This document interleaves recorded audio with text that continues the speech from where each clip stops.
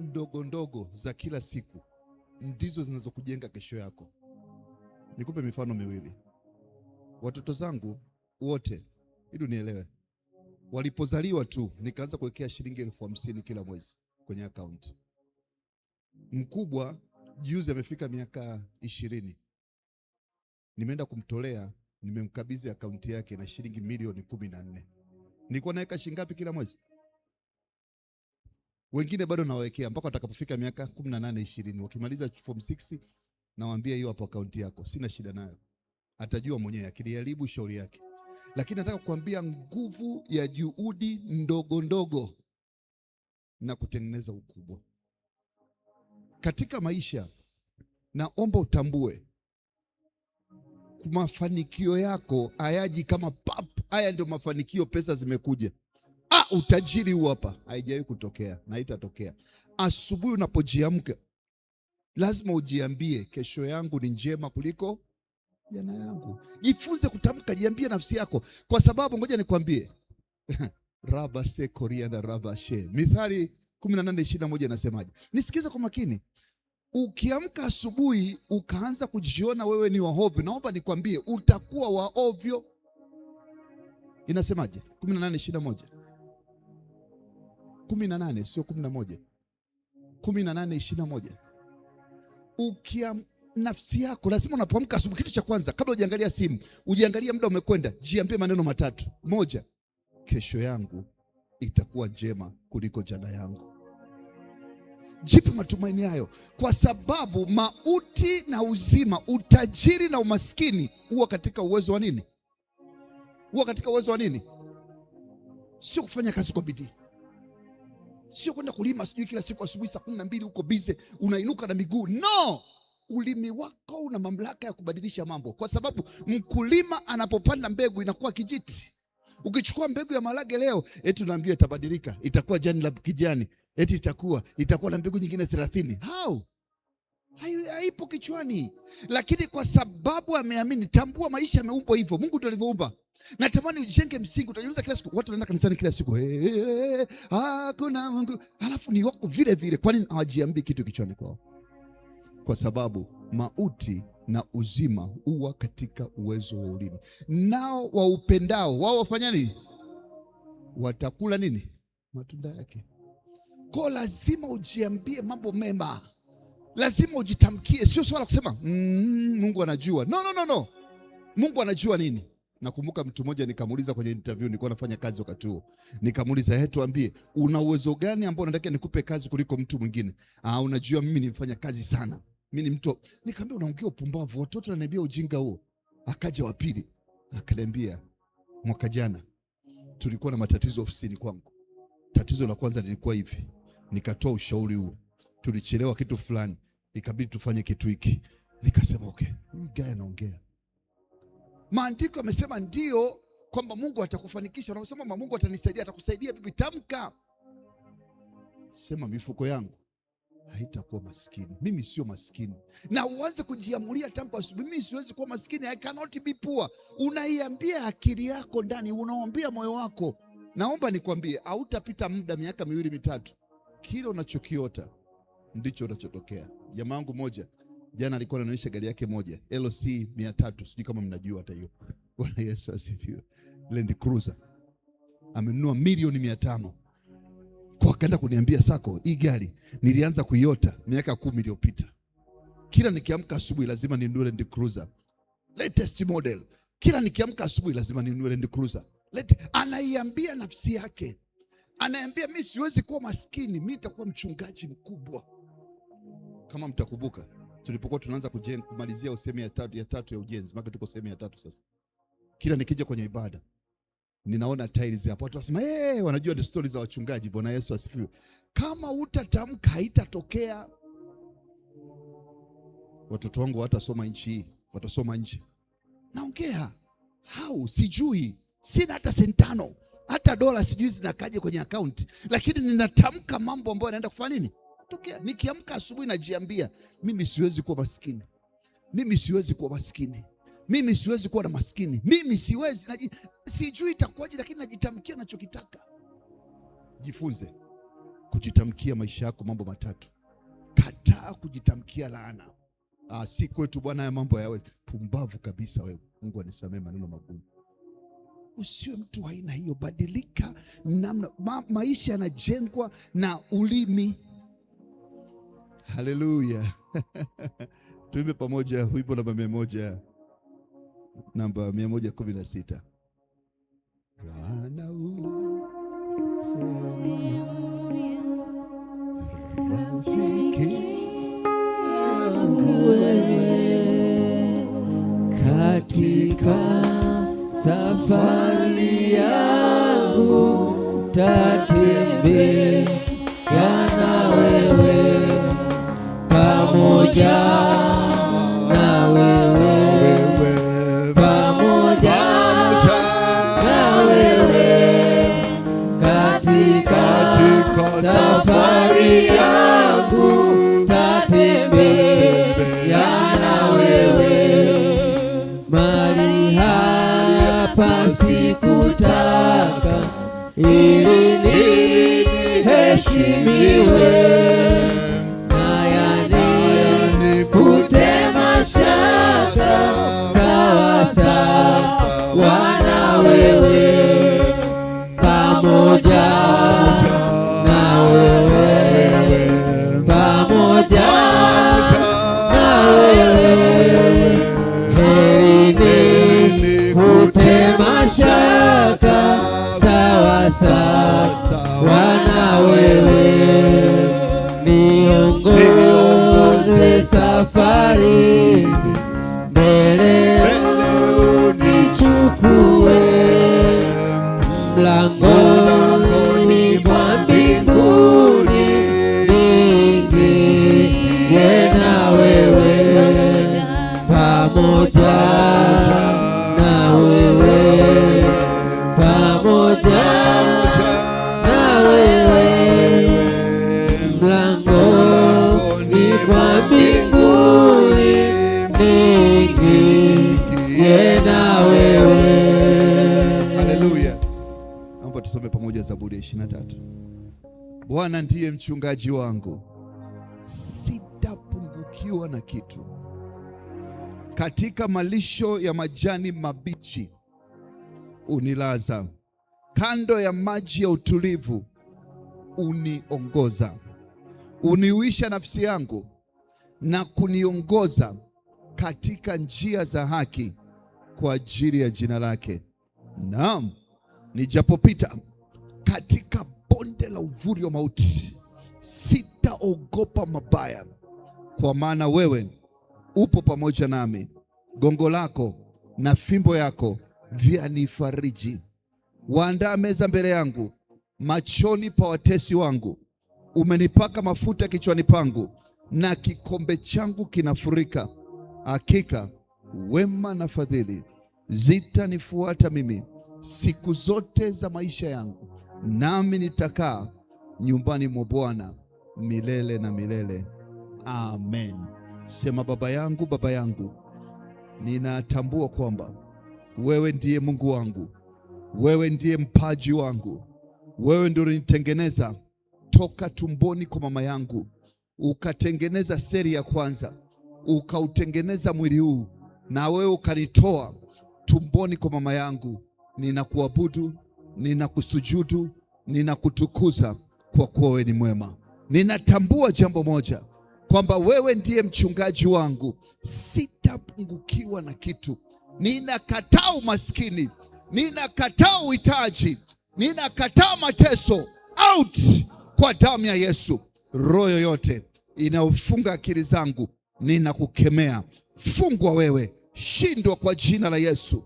Baba, katika jina la Yesu, maisha na majaribu mengi, ninaomba neema ya kushinda majaribu. Kila roho iliyotumwa kupambana na mimi katika maisha haya, ewe roho ya kuzimu, ninakuamuru toka, achia njia, achia maisha yangu, achia roho yangu, achia nafsi yangu katika jina la Yesu. Baba yangu, Baba yangu, nimejenga tabia ya kuja nyumbani mwako kila asubuhi. Ninaomba neema na nguvu ya kukuabudu wewe, ya kutukuza wewe, ya kukuhimidi wewe, ya kutumikia wewe siku zote za maisha yangu katika jina la Yesu. Bwana, naomba neema ya kukuabudu wewe, kukutumikia wewe siku zote za maisha yangu katika jina la Yesu. Damu ya Yesu, nena mema kwa ajili yangu. Damu ya Yesu, nena mema kwa ajili yangu. Damu ya Yesu, nena mema kwa ajili yangu. Damu ya Yesu, nena mema kwa ajili yangu. Baba, nakushukuru asubuhi ya leo. Bwana, ukasikie kilio changu, unipe mahitaji yangu na kuomba Baba, kwa neema yako ndani ya msimu wa maombi, andaa meza mbele yangu, kikombe changu kikafurike kwa damu ya Yesu. Kikombe changu kikafurike kwa damu ya Yesu. Kikombe changu kikafurike kwa damu ya Yesu, katika jina la Yesu. Amen. Amen. Haleluya. Haleluya. Bwana Yesu asifiwe. Kwa nini tunakuja, naomba tuketi. Kwa nini tunakuja saa 12 kila siku? Tunajenga tabia. Wewe unaweza kuona unakuja kila siku saa 12. Baba, kwa jina naomba nikwambie, unajenga ukuta. Maombi yao unayofanya kila siku yatakusaidia mpaka uzeeni. Yatakuja kusaidia mpaka kizazi cha pili na cha ngapi? Cha tatu. Kwa usichoke. Katika maisha tengeneza mifumo. Usitengeneze nguvu.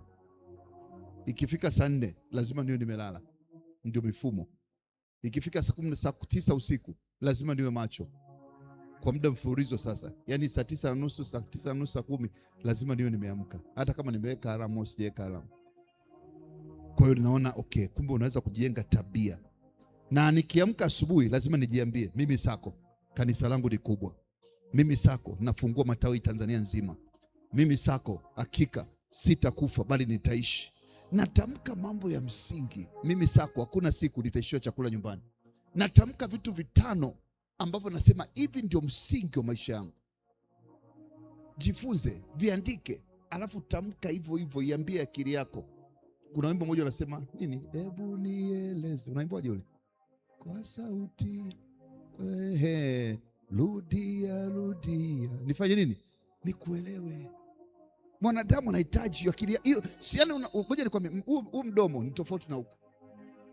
Utakachokisema hapa kinapokewa huko. Utakachokitamka hapa kitapokewa huko. Kwa kitamke chema ili akili yako na mwili wako uelewe kwamba ala, kumbe jamani ndio wanataka hivi. Sasa tujitahidi tufanye hivi. Itachukua miaka 10, itachukua miaka 20, lakini utafika safari yako. Sio kwa siku moja. Haleluya. Asubuhi ya leo tunaendelea na maombi ambapo tunaangalia swala zima la Mungu wa maagano. Na leo tunaangalia neno la Mungu kama sharti la msingi la agano. Bila neno la Mungu hakuna agano. Hiki kitabu cha sheria kisitoke moyoni mwako. Hebu tuangalie kitabu cha Kumbukumbu ya Torati 28. Inasemaje? Kumbukumbu ya Torati 28 inasemaje? Moja. Anasema itakuwa utakapoisikia sauti ya Bwana Mungu wako kwa bidii. Unaisikiaje sauti ya Mungu? Bwana ndiye mchungaji wangu. Unaisikiliza ndani yako. Kwa nini tunatamka? Unaposema hakikisha unasema mpaka akili zako useme kwa sababu nimekwambia sema. Ukifanya hivyo umeliharibu. Unapoteza muda. Sema kwa sababu limeingia. Ndio maana kuna wengine wakitaka kutamka wanafumba macho kabisa. Bwana ndiye mchungaji wangu, sitapungukiwa na pesa. Sio umetoka kusema hivyo ndoka nje. Aisee, vipi mambo yanaendaje? Aisee, yaani mimi nikwambie tu kweli, hali ya uchumi ni mbaya. Huo ni upumbavu. Naomba nikwambie, ukitaka kuchomoka kwenye maisha haya lazima ubadilishe namna unavyosema, kwa sababu stori za kila mtu ni hizo hizo. Lazima usikubali unachokiona, amini kwamba kinaweza kuwa vinginevyo. Usikubali maneno ya kushindwa. Mimi ukitaka tugombane katika maisha yangu, wala sikudanganyi, niambie mambo ya kushindwa. Sikubali, sielewi. Yaani sielewi, kichwa changu sitaki kukubali kushindwa. No. Lazima ushinde. Anasema itakuwa utakapoisikia sauti ya Bwana Mungu wako. Kwa nini? Kwa bidii. Sio tu kuisikia, kwa bidii. Anasema kutunza, kuyafanya maagizo yake yote ni kuagizavyo leo. Maagizo yako wapi? Hapa. Anasema ndipo Bwana Mungu wako atakapokutukuza rabazegede reboza juu ya mataifa yote duniani. Sikiliza anapoendelea mbele. Very interesting. Anasemaje?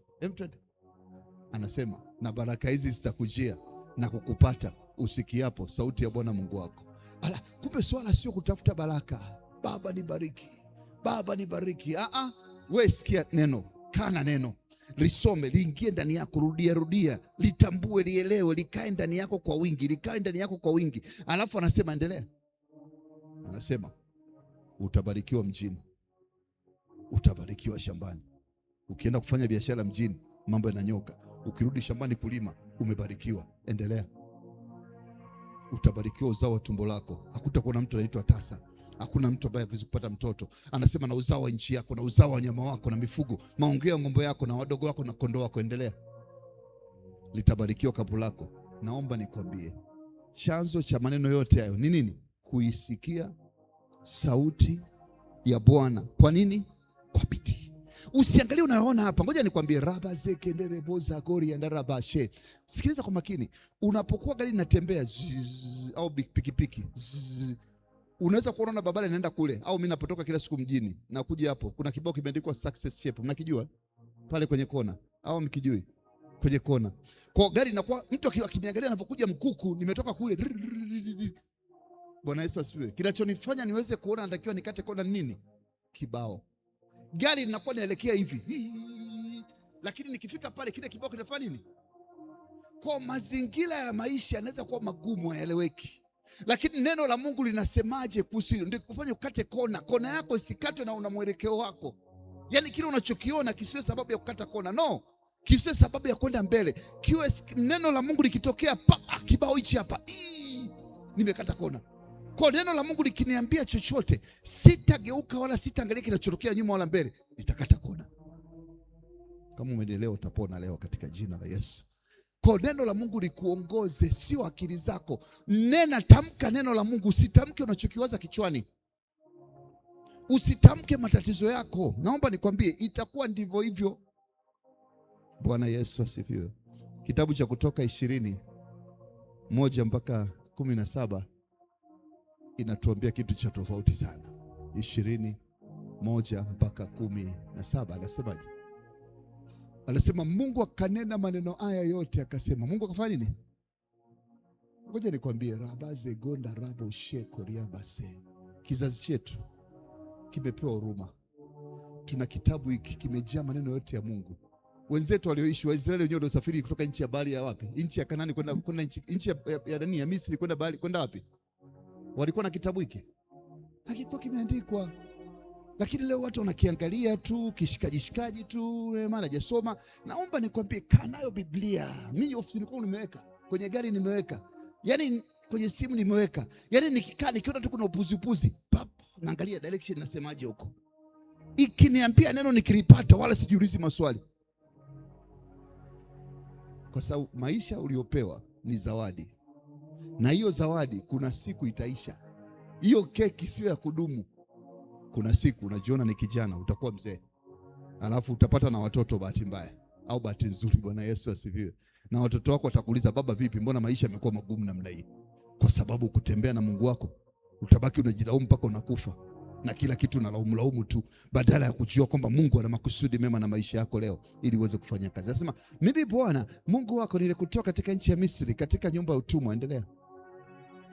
Usio na miungu mingine ila mimi. Endelea. Usifanye sanamu ya kuchonga wala mfano wa kitu chochote kilicho mbinguni wala kilicho duniani na wala kilicho chini ya dunia. Endelea. Usiwasujudie wala kutumikia, kwa kuwa mimi Bwana Mungu wako ni Mungu mwenye wivu na wapatiliza maelfu. Endelea. Nami na warehemu maelfu wanipendao. Endelea. Usilitaje bure jina la Bwana Mungu wako. Endelea. Yesu! Haya, ikumbuke siku ya Sabato itakase. Hapo ndio Sabato unapata shida. Sabato nini? Nitaongea siku nyingine. Endelea. Siku 6 fanya kazi, utende mambo ya kuendelea. Kila siku ya 7 ni siku ya Sabato ya Bwana Mungu wako. Endelea. Maana siku ya 6, endelea. Waheshimu baba yako na mama yako. Endelea. Usiue. Endelea. Usizini. Endelea. Usiibe, endelea. Usirudie jirani yako uongo. Nimesikia habari zake, nakwambia. Kuna mtu mmoja namjua, naomba niseme tu hapo. Yaani ukikaa naye, yeye amejaa malalamiko tu moyoni. Yaani ukikaa naye dakika 2 tu, fulani amenifanyia hivi, fulani amenifanyia. Unamwangalia, unamwonea huruma. Unaweza kumbeba mtu moyoni mwako kweli? Alinifanyia juzi, jana. Naomba nikwambie, mimi nikikaa na wewe, nikishasahau jambo nalifuta. Sihitaji kukaa na mzigo wa moyoni mwangu. No. Hata kama umenikwaza, hata kama umekwazika, Mungu, naomba Mungu, na naendelea kuomba Mungu anitrain. Sitaki kukaa na mizigo, tukishamaliza yameisha. Hata kama hajaisha, nafanya maamuzi, siwezi kukaa na mzigo wa mtu ndani ya moyo wangu. Nilikuwa naongea na mama mmoja jana kwenye simu. Unajua, hii matatizo ya familia yangu, mume wangu mwaka jana alilala na usigeli, mwaka juzi akafanya hiki, mwaka mwingine akahama nyumbani akaenda kukaa na mwanaume mwingine. Nikamwambia mama, hivi hiyo historia na kama ni mwako na umeshasamehe, umeokoka, hivi uone kama unabeba mzigo mkubwa sana? Yesu asifiwe. Yameshapita. Nikamwambia nikienda chooni mimi pap, wala siangalii. Sasa wanadamu walipokuwa wajinga wengi wanaenda chooni, kinaenda wapi kule? Hii pendo katika Bwana ya kale yamesha pita. Inuka, angalia mengine, unapata wapi chakula kuishi? Bwana Yesu asifiwe.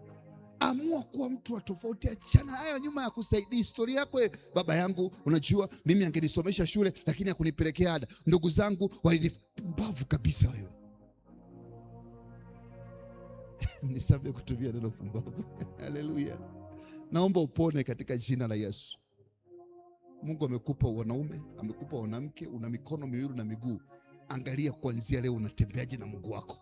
Pambana mpaka kieleweke katika jina la Yesu. Yaliyopita sio tunayaganga yanayokuja. Chana na aliyopita. Huwezi kuyaganga aliyopita, yameshatoka, choo kimeshatoka hicho. Chakula ulikula chips kuku. Nazari ndio zitakufanya ule chakula chips kuku, hakina maana tena. Haleluya. Bwana Yesu asifiwe. Kwa leo tunaenda kuomba Mungu Baba, neno lako likae kwa wingi ndani yangu. Naomba unisaidie nisiongozwe na hisia, nisiongozwe na uvumi, nisiongozwe na maneno ya watu. Never. Niongozwe na neno lako. Hilo ndio liniambie. Neno lako liwe mwamba wa maisha yangu. Baba, nisaidie niweze kuomba kupitia agano, kwa maana neno lako ni agano. Neno la Mungu linasema, agano na Mungu linasema, alisemi jana, linasema kesho na kesho kutwa. Ndio maana leo tunasoma Kumbukumbu ya Torati, tunasoma Kutoka. Hatukuwepo, wamekula watu zaidi ya 6,000. Yaani haya maneno tunasoma leo walisikia miaka 6,000 iliyopita watu. Unajua Biblia hii miaka 6,000 ndio watu wanatoka Kanaani. Miaka 6,000 iliyopita tunasoma leo na bado ana nguvu ile ile. Bado ni agano la nguvu lile. Mungu abadiliki. Zaburi tunamsoma leo ni miaka zaidi ya 4,000 iliyopita. Miaka mingapi? Mingapi? Lakini leo ukisoma liko jipya. Raba zekoradara. Bwana ndiye mchungaji wangu. Kila asubuhi Mungu hufanya kitu kimeandikwa miaka 4,000 iliyopita mpaka leo. Teknolojia, Gen Z, yote bado neno lina nguvu ile ile katika maisha yako. Ogopa sana hicho kitu. Akiozi, akichoki. Mungu ni mwaminifu sana. Haleluya. Kwa tenda kuomba kwamba Baba, ninaomba kupitia neno lako, thibitisha agano lako. Ninapoenda kulikiri neno lako, likawe ni nguvu ndani yangu, likawe ni chakula katika mifupa yangu. Nifanyie tofauti kuanzia sasa katika jina la Yesu. Tusimame. Sema, Baba yangu, katika jina la Yesu, ninakushukuru kwa sababu ya neno lako ambalo ni hai na lina nguvu katika jina la Yesu.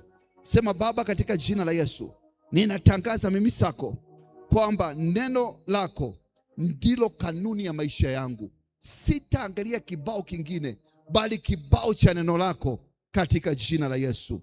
Hakika agano langu na Mungu linanena kupitia neno lake katika jina la Yesu. Mimi nina agano na Mungu kwamba Bwana yale aliyonena kwa neno lake atayatenda katika jina la Yesu. Na kataa kuongozwa na hisia ambazo hazina msingi wa neno. Out kila roho ya hisia juu yangu, ninakuamuru kwa jina la Yesu kufa asubuhi ya leo katika jina la Yesu. Baba, nisaidie hisia zangu zisiongoze maisha yangu, bali uhalisia wa neno lako ndio kawe sehemu yangu katika jina la Yesu. Sema, Baba, katika jina la Yesu, nainua mikono juu, ninapokea njaa ya kusoma, kutafakari na kulitii neno lako katika jina la Yesu. Baba, nainua mikono, ninapokea njaa ya kusoma, kutafakari na kutii neno lako katika jina la Yesu. Kwa jina la Yesu, akili yangu ifunguliwe kuweza kuelewa maandiko katika jina la Yesu. Kwa jina la Yesu, akili yangu ifunguliwe kuweza kuelewa maandiko katika jina la Yesu. Ninatamka kwamba sheria ya Bwana itaandikwa moyoni mwangu katika jina la Yesu. Ninakataa uvivu wa kiroho. Ninakataa uvivu wa kiroho unaonizuia nisisome Biblia. Toka katika jina la Yesu. Baba, naomba panda kiu ya neno lako ndani ya maisha yangu. Baba, naomba panda kiu ya neno lako ndani ya moyo wangu katika jina la Yesu. Baba, kwa jina la Yesu, asubuhi ya leo ninatangaza kwamba nitasimama kwa kile ambacho kimeandikwa katika neno lako katika jina la Yesu. Kwa damu ya Yesu, kila aina ya upotovu na uelewa wa neno la Mungu toka, shindwa katika jina la Yesu. Napokea hekima ya kutumia neno la Mungu kwa wakati unaofaa katika jina la Yesu. Baba, sababisha neno lako lijawe kwa wingi ndani ya maisha yangu kwa jina la Yesu. Nakataa kuongea maneno kinyume na ahadi za Mungu katika jina la Yesu.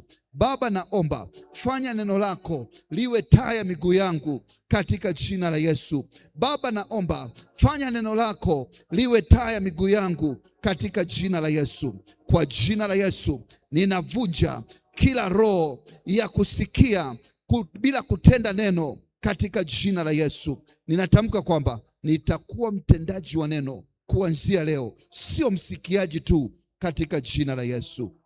Naomba uingie kwenye maombi yako, ongea na Mungu wako juu ya maisha yako, ongea kwa juu ya neno la Mungu limesemaje. Naomba unapoomba tamka neno la Mungu linasemaje. Kama ukumbuki, sema kile unachokikumbuka, alafu mwambie Mungu, naomba litokee kwenye maisha yangu.